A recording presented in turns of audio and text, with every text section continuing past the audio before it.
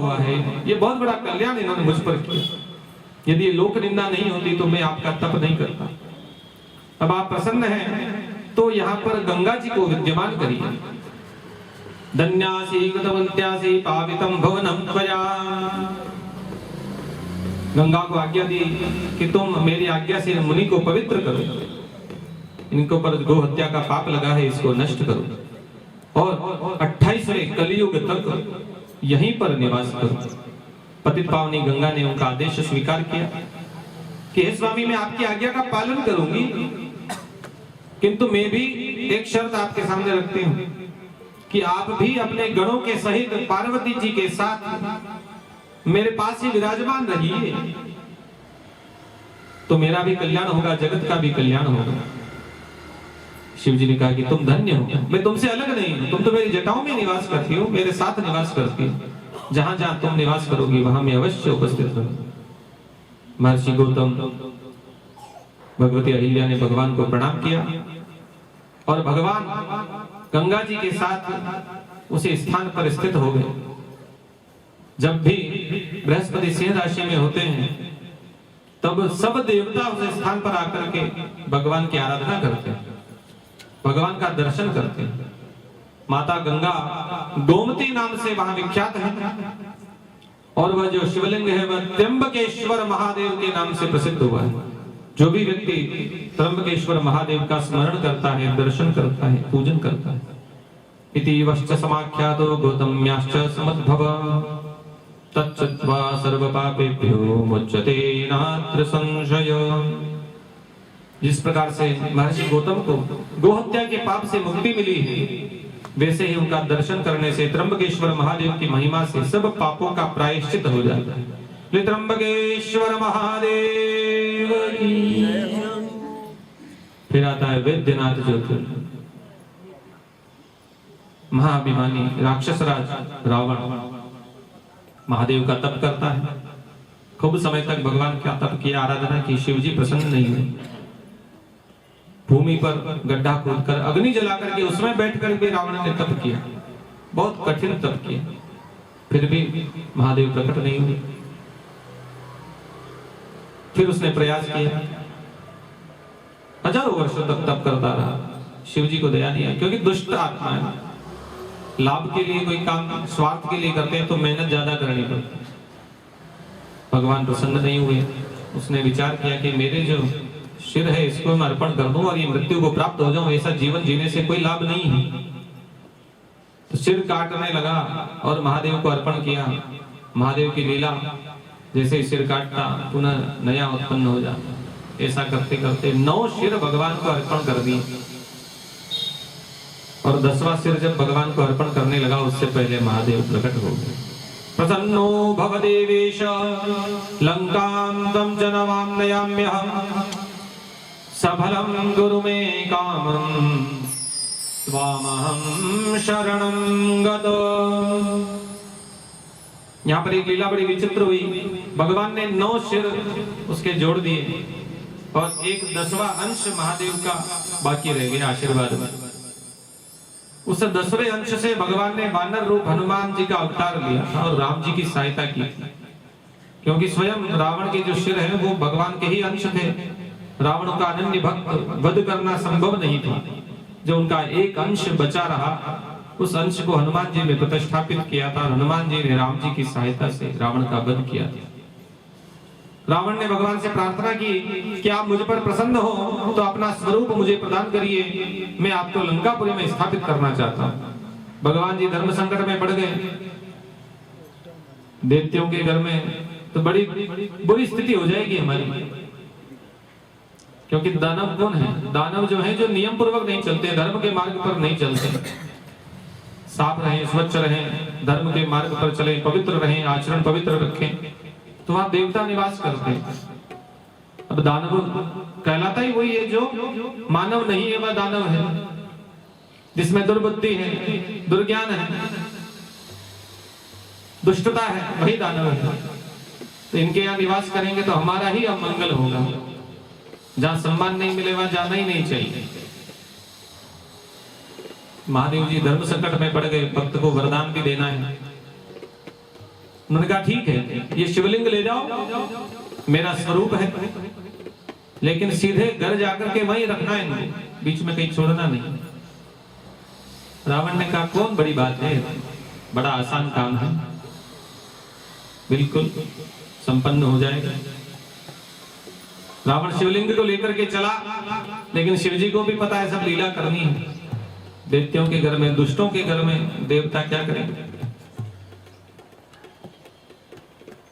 शिवलिंग को उठा करके जब चलने लगा, लघु शंका की इच्छा हुई, अब शिवलिंग को किसको दें, कहाँ रखें। नीचे रखा हो तो वहीं टंडबाई हो जाएगा, वहीं प्रतिष्ठित हो जाएगा, लंका में क्या ले जाएंगे।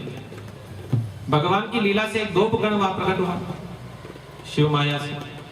उस गोप को बुलाया, ग्वाले को बुलाया, भाई 2 मिनट का मेरा काम है, ये शिवलिंग को आप रखो अपने हाथ में, नीचे मत रखना इसे, मैं 2 मिनट लघु शंका इत्यादि से निवृत्त होता हूँ, स्नान करके पुनः इसके लूंगा और अपने स्थान पर चला जाऊंगा।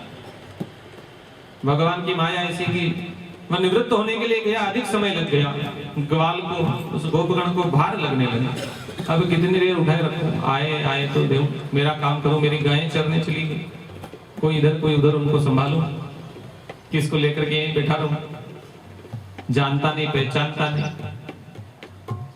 समय अधिक लगा तो उसने उस शिवलिंग को वहीं भूमि पर स्थापित कर दिया। एक मुहूर्त बीत गया तो उससे भी भार लगने लगा। वस्तु में भार कब होता है, जब समय अधिक हो जाता है। पानी के एक गिलास भरे हुए हाथ में रखो, 2 सेकंड के लिए, 1 मिनट के लिए तो वजन नहीं लगता है। उस गिलास को कोई कह दे कि 1 घंटे तक आपको हाथ में ही रखनी है, तो वो बहुत भारी लगती है, फिर हाथ भी दर्द करने लग जाता है। वजन वही है, हाथ भी वही है, शरीर भी वही है, जल का प्रमाण, मात्रा भी उतनी ही है, लेकिन समय के अनुसार भार बढ़ जाता है। वह शिवलिंग जैसे उसने वहां रखा, रावण आया तो देखा, अरे क्या कर दिया तू, अब इसको कैसे उठाएं। खूब प्रयास किया, लेकिन वह शिवलिंग वहीं स्थापित हो गया और ज्योतिर्लिंग रूप वैद्यनाथ उनका नाम रहा। वैद्यनाथ महादेव की। फिर इसी प्रकार दारुकवन में महादेव के नागेश्वर ज्योतिर्लिंग का प्रादुर्भाव हुआ। दारुक नाम का एक राक्षस, उसकी पत्नी दारुका वन में निवास करते थे। दारुक और उनकी पत्नी, उनके पूरे परिवार वाले सब ऋषि गणों को, सब पुरुषों को पीड़ा दिया करते थे। जिस किसी को पकड़ करके भक्षण कर जाना, ऋषियों के यज्ञों का नाश करना, यही उनका काम। जब ऋषि गण थे तो उनके एक गुरु जी और ऋषि उनकी शरण में गए, बोले कि हमारा उद्धार करिए, ऋषियों के संतरास को दूर करिए। ये दारुक नाम का दैत्य है, अपने परिवार के सहित हमारे यज्ञ को नष्ट कर देता है, बार बार हमें पीड़ा पहुंचाता है। तब उस और ऋषि ने अपने तेज से उन देवता राक्षसों को श्राप दिया कि तुम जहां जहां यज्ञ होंगे, अग्नि जहां रहेगी, वैश्वानर का जहां निवास होगा, वहां पर तुम नहीं आ सकते।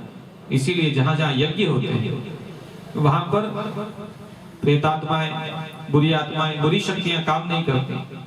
यज्ञ से वातावरण शुद्ध होता है, कीटाणुओं का नाश होता है, मंगल की प्राप्ति होती है, अमंगल का नाश होता है। कोई भी सामान्य कार्य होता है तो हम शुद्धिकरण के लिए हवन जरूर करते हैं। इससे वह स्थान, वह क्षेत्र, वह भवन पवित्र हो जाता है। अब वह जो दैत्य हैं यज्ञ का विध्वंस करने का प्रयास करते, लेकिन उनको कोई लाभ नहीं मिलता। राक्षस विचार करने लगे कि अब हम क्या करें, हमारा आहार कैसे प्राप्त हो। तब उनकी जो दारुक की पत्नी दारुका, उसने कहा कि मैंने एक बार पार्वती जी की आराधना की, भगवती की आराधना की थी, और उनसे मैंने वरदान लिया था कि मैं जहां चाहूं वहां जल में अथवा थल में अपने परिवार को ले जा सकती हूँ, ला सकती हूँ, निवास कर सकती हूँ। उस दारुका को ऐसा वरदान जगदम्बा ने, पार्वती जी ने दिया था। तो वह सभी दैत्य उसके आशीर्वाद, व्रत के प्रभाव से, तप के प्रभाव के कारण, उस वरदान के प्रभाव से जल में निवास करने लगे। अब जल में कोई व्यक्ति जाता स्नान करने, पूजन करने, तीर्थाटन करने, यात्रा करने, उसको पकड़ करके अपना आहार बना लेते, और बाहर कोई भी उत्पाद करना होता तो उत्पाद करके पुनः जल में प्रवेश कर जाते। पुनः देवता ऋषिगण चिंतित हो गए कि अब इससे कैसे निवारण, कैसे पार पाया जाए। एक समय नौका में कुछ व्यक्ति तीर्थ करने के लिए गए समुद्र में। उस नौका को उन्होंने बंदी बना लिया, उसमें जितने बैठे हुए थे सबको बंदी बना लिया और जेल में डाल दिया कि जब जब हमारा भूख लगेगी, टाइम होगा, तब भक्षण कर लेंगे। उनमें एक सुप्रिय नाम का वेश्य था, भगवान महादेव का बड़ा भक्त। वह जब तक भगवान शिव का पूजन नहीं करता था तब तक भोजन भी नहीं करता था, ऐसा नियम उसने बना रखा था। अब वह कारागार में था तब भी उसने उस भक्ति को नहीं छोड़ा, नियम को नहीं छोड़ा।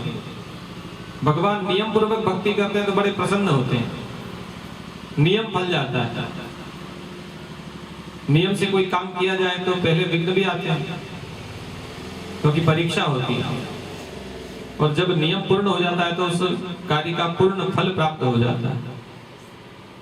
वह जेल में रहते हुए भी भगवान शिव की आराधना करता, साथ में जितने और उसके बंदी साथ रहने वाले सबको उसने शिव भक्ति का ज्ञान दिया।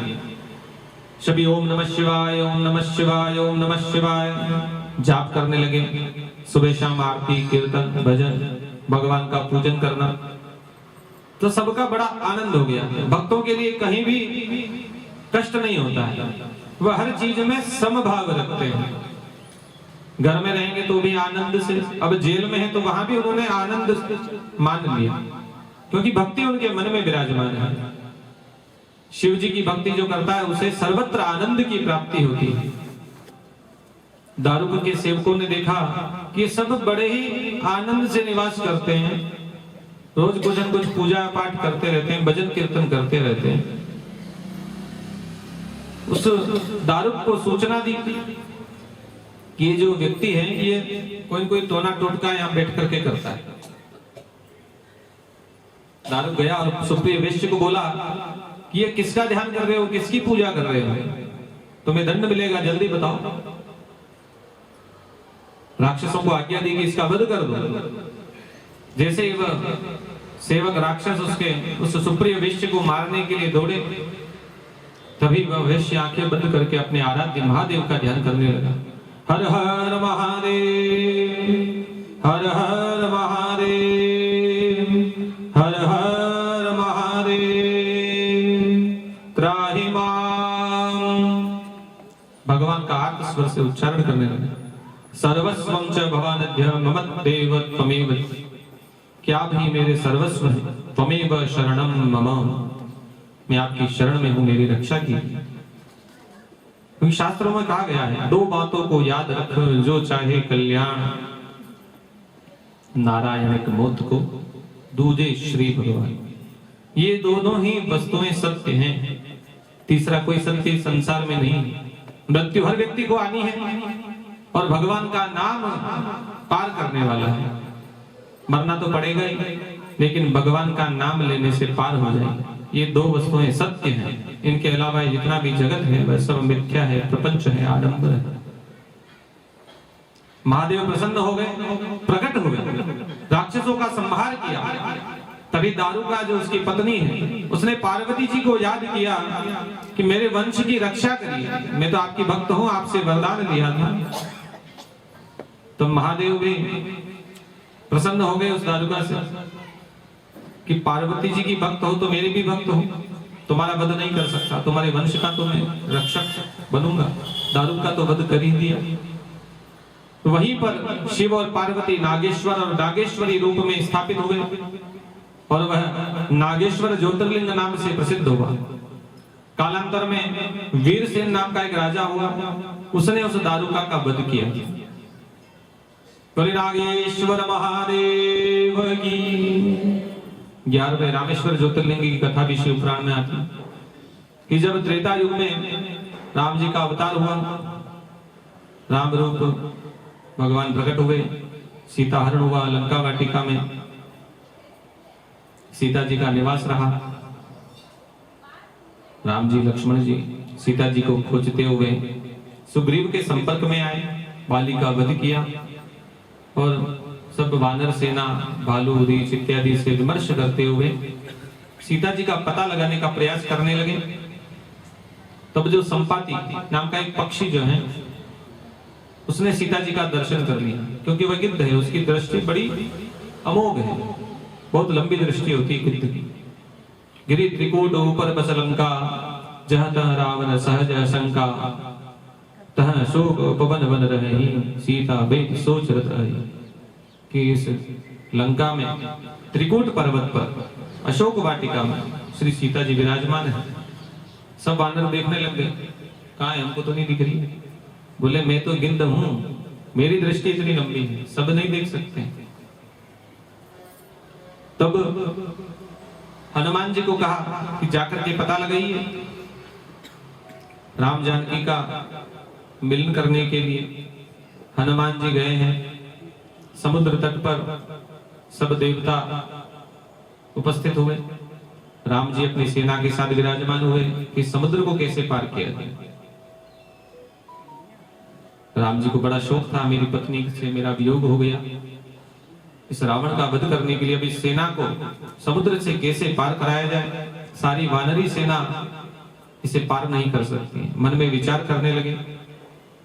लक्ष्मण को कहा कि मुझे प्यास लगी है, जल लाइए। लक्ष्मण जी जल लेकर उपस्थित हो गए। तब उन्हें विचार आया कि मेरे आराध्य महादेव का पूजन किए बिना मैं जल नहीं ग्रहण कर सकता। तब महादेव की पूजा कैसे करूं? वहीं पर बैठ करके नदी समुद्र के तट पर बालुका से पार्थिव शिवलिंग का निर्माण किया, उनका पूजन किया, महादेव की आराधना की, उसके बाद जल ग्रहण किया। महादेव की प्रार्थना करी, स्वामिन शंभु महादेव सर्वदा भक्त वत्सल त्राहि मां शरणापन्नम त्वद्भक्तं दीनमानसम। हे स्वामी, आप भक्त वत्सल हैं, मैं आपको बारंबार प्रणाम करता हूँ। शिव जी की पूजा की, शिव जी ने आशीर्वाद दिया कि तुम्हारी विजय अवश्य होगी। तब भगवान श्री राम ने प्रार्थना की कि आप यहीं पर विराजमान होकर के हमारा कल्याण करिए। तब भगवान महादेव उस पार्थिव शिवलिंग में ज्योतिर्मय रूप में विराजमान हुए और उनका नाम रामेश्वरम कहलाया। रामेश्वर महादेव की। अब जो राम के ईश्वर हैं अथवा जिनके ईश्वर श्री राम हैं, वही रामेश्वर हैं। राम और शिव एक दूसरे के पूरक हैं, दोनों में कोई भेद नहीं है। और जो व्यक्ति गंगा जल से रामेश्वर शिवलिंग को स्नान करवाता है, उसे उत्तम गति की प्राप्ति होती है, भव सागर से वह पार हो जाता है। 12वां ज्योतिर्लिंग आता है घुश्मेश्वर महादेव। देवगिरी पर्वत महाराष्ट्र में सुधर्मा नाम का एक ब्राह्मण वहां निवास करता था। उसकी पत्नी सुदेहा, दोनों ही धर्मपरायण, भगवान की भक्ति में लगे हुए। उनकी कोई संतान नहीं थी। उस स्त्री को पूरे गांव वाले, अड़ोसी पड़ोसी सब मिलने वाले ताने देते थे, तुम्हारा पुत्र नहीं, संतान नहीं। उन्होंने अपने पति को कहा कि मेरी संतान का उपाय कीजिए। ऋषि को तो पता है, क्योंकि वह ज्ञानी है। जैसे भगवान ने योनि दी है, मानव शरीर दिया है, उसके अनुसार वह आचरण करते, तप में लगे रहते। उन्होंने विचार किया कि इसके तो पुत्र जन्मपत्री में लिखा हुआ ही नहीं। फिर भी उन्होंने एक बार भगवान से प्रार्थना करने की चेष्टा की। पत्नी को कहा कि ठीक है, मैं तुम्हारे निमित्त तप करूंगा, भगवान की इच्छा होगी तो पुत्र मिल जाएगा, संतान मिल जाएगी। उन्होंने 2 पुष्प भगवान को अर्पित किए, भगवान की आराधना की और अपनी पत्नी को कहा कि इनमें से एक शकुन रूप है, इसको आप उठाएंगे तो आपका हाँ या ना जो भी होगा भगवान पाती दे देंगे। उसने जो पुष्प उठाया उसमें उत्तर ना था कि अब तुम्हारे पुत्र नहीं हो सकता। ऐसी भगवान की साक्षात आज्ञा हो गई। जन्मपत्री में तो मैंने देख ही लिया, भगवान भी कोई शकुन हमें नहीं प्रदान कर रहे हैं, इसलिए तुम्हारा पुत्र तो नहीं हो सकता। तब उस स्त्री ने जिद की कि आप ऐसा करिए, दूसरा विवाह कर लीजिए। मेरे गर्भ में यदि पुत्र का योग नहीं है तो कम से कम दूसरी स्त्री के गर्भ से पुत्र उत्पन्न करिए। बोले देखो, यदि मैं दूसरा विवाह करता हूं तो कल तुम्हारी सोच आ जाएगी, तुम्हारे मन में कल ईर्ष्या उत्पन्न हो जाएगी। जगत में सर्वत्र ऐसे प्रपंच प्रारंभ हो जाते हैं। उसके कल पुत्र हो जाएगा तो तुम्हारे मन में और ज्यादा ईर्ष्या होगी। तो इतना प्रपंच क्यों करना, जो है उसको स्वीकार कर लो।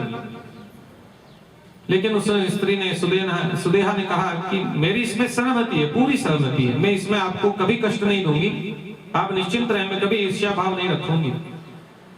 आप तो विवाह दूसरा कर नहीं करते हुए भी उन ऋषि को, सुधर्मा जी को शादी करनी पड़ी। गुष्मा नाम की एक स्त्री से उनका विवाह हुआ। कालांतर में उनके एक पुत्र भी हो गया, पुत्र बड़ा हो गया, उसका विवाह भी हो गया। यह सब देख करके उस सुदेहा को जलन होने लगी, ईर्ष्या होने लगी कि गांव में अब मेरे को कोई पूछता ही नहीं, सब लाड लाए बच्चे को। ब्याह हुआ उस बच्चे का तो सासू बनी गुष्मा, बहू आई गुष्मा के, मेरी पूछ परख कम हो गई, ईर्ष्या होने लगी। इतनी ईर्ष्या की उसने विचार किया कि दोनों गुष्मा को कैसे मैं कष्ट दूं, खून के आंसू इसको रुलाऊंगी तो मुझे शांति पड़ेगी। अब इसका उपाय ढूंढने लगी, बारंबार परेशान करने का प्रयत्न करने लगी। एक समय मौका मिला, उसके पुत्र का वध उसने कर दिया, वध करके उसके पुत्र को सरोवर में फेंक दिया। गुष्मा बहुत बड़ी शिव भक्त थी, निरंतर उसका प्रतिदिन एक ही काम, सबसे पहले उठ करके महादेव पार्थिव बना करके पूजन करना, विसर्जन करना, उसके बाद गर्भगृहस्थी के दूसरे काम और अन्न जल ग्रहण करना, नित्य प्रतिदिन का नियम।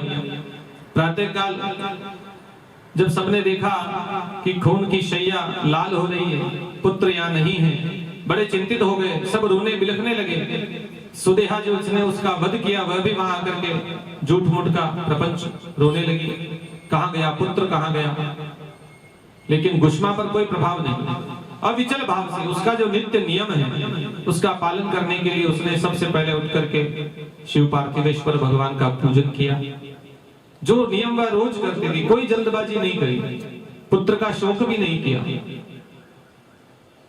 और निरंतर उनको पूजन करते हुए अंत में जब सरोवर पर विसर्जन करने गई, शिवलिंग को विसर्जन करते समय वहां पर उसने देखा कि भगवान के आशीर्वाद से उसका पुत्र उस जल से बाहर आ गया, जीवित होकर। बोले महामृत्युंजय भगवान की। विसर्जन होते हुए भी उसने देखा मेरा पुत्र बाहर आ रहा है, लेकिन वहां पर भी विधि उसने ऐसे छोड़ नहीं दी। सत्यनारायण की कथा सुनते हैं, उसमें अपन सुनते हैं ना, लास्ट में कलावती ने पूजा आरती अधूरी छोड़ दी, प्रसाद नहीं लिया, पति का दर्शन करने के लिए दौड़ गई व्याकुलता के कारण। केवल प्रसाद का निरादर करने के कारण उसको भी कष्ट मिला, उसका पति जल में डूब गया। पुनः आकर के उन्होंने विधि विधान से पूजा की तो उससे सौभाग्य पुनः प्राप्त हुआ। तो भगवान ये कहते हैं कि कोई भी काम करो, संकल्प लो, उसको नियम को पूर्ण करो, अधूरा नहीं छोड़ना चाहिए। पूजन में कोई भी विघ्न हो उसका ध्यान नहीं रखना, चित्तमन से प्रेम से भगवान का पूजन अवश्य करना चाहिए। अपने आप सब काम भगवान व्यवस्था देख लेंगे, कोई व्यवस्था गड़बड़ नहीं होगी। तो भगवान शिव की कृपा से, महामृत्युंजय भगवान के आशीर्वाद से वह पुत्र पुनः जीवित हो गया। पूजन पूर्ण हुई तो वहां पर महादेव ने उस गुष्मा को दर्शन दिए, प्रकट हो गए और कहे कि तुम्हारे को जो कष्ट देने वाली ये तुम्हारी सौत है सुदेहा, इसको मैं दंड दूंगा। गुष्मा ने भगवान से प्रार्थना करी, आप तो दयालु हैं, भक्त वत्सल हैं, सब पर कृपा करते हैं, मेरी तो यही इच्छा है कि आप सब पर दया करें। उसने मेरे साथ क्या किया इससे मुझे कोई लेना नहीं, इसी माध्यम से आपका दर्शन हो गया। उसकी मति को निर्मल करिए और ऐसी बुद्धि दीजिए कि उसका मेरे प्रति जो वैर भाव है, ईर्ष्या का जो भाव है वह समाप्त हो जाए, उसका भी मन पवित्र हो जाए, हम दोनों के बीच में प्रेम बढ़ जाए कि भगवान प्रेम के सागर हैं, आनंद के सागर हैं। आप दंड देना दुष्टों को आपका कार्य है, परंतु भक्तों की बात मानना भी आपका कर्तव्य है। तो आप मुझ पर कृपा करिए, हम दोनों स्त्रियों के बीच में कोई वैर भाव ना रहे, ऐसा आशीर्वाद दीजिए। और आप परिवार के सहित यही विराजमान रह करके हम सबको निरंतर आशीर्वाद देने के लिए विराजमान है। ले गुष्मेश्वर महादेव की जय।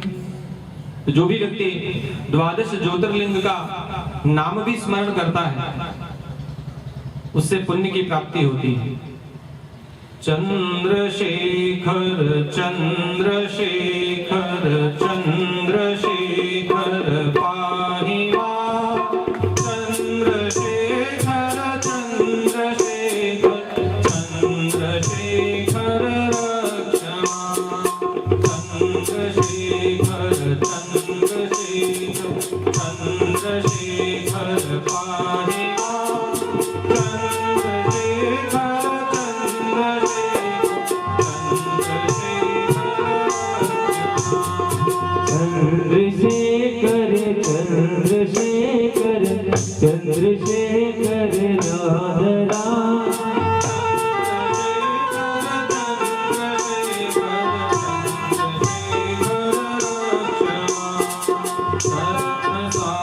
शरासनं व्रजताद्रिशृङ्गनिकेतनं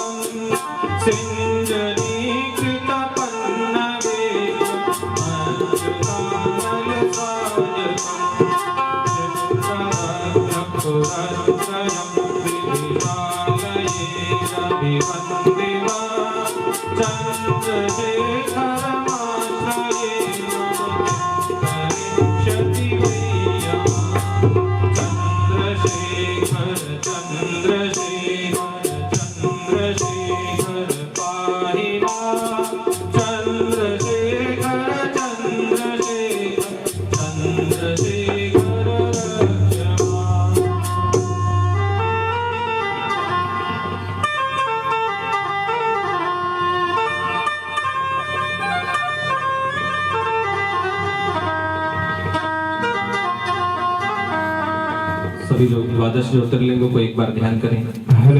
सौराष्ट्रे सोमनाथं च श्रीशैले मल्लिकार्जुनम् उज्जयिन्यां महाकाल ओंकारं अमलेश्वरम् केदारं हिमवत्पृष्ठे दाकिन्यां भीमशङ्करम् वाराणस्यां द्विषवेशं त्र्यम्बकं गौतमीतटे वैद्यनाथं चिताभूमो नागेशं दारुकावने सेतुबन्धे च रामेशं गुशमेशं च शिवालये द्वादशेतानि नामानि प्रातरुत्थाय पठे सर्वपापविनिर्मुक्त सर्वसिद्धिफलं लभे यं यं कामपेक्षैव पठिष्यन्ति नरोत्तमा प्राप्स्यन्ति कामं तं तं हि परत्रेह मुनीश्वरा।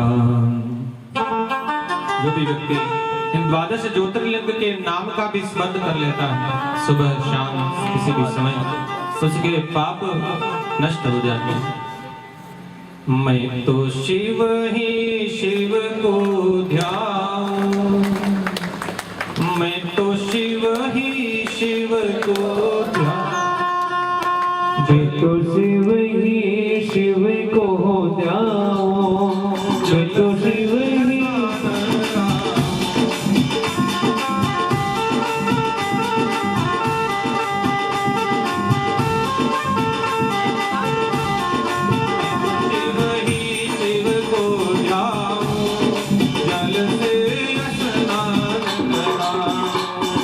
तो शिव ही शिव को जाओ, मैं तो जल से ज्ञान कराओ, मैं तो चावल चंदन चढ़ाऊं, चावल चंदन चढ़ाऊं और आग धतूरा शिव ही शिव को जाओ, जल से तो शिव ही शिव को जाओ, गंगा स्नान कराओ, मैं तो चावल चंदन चढ़ाऊं, मैं तो चावल चंदन चढ़ाऊं, थोड़ी आग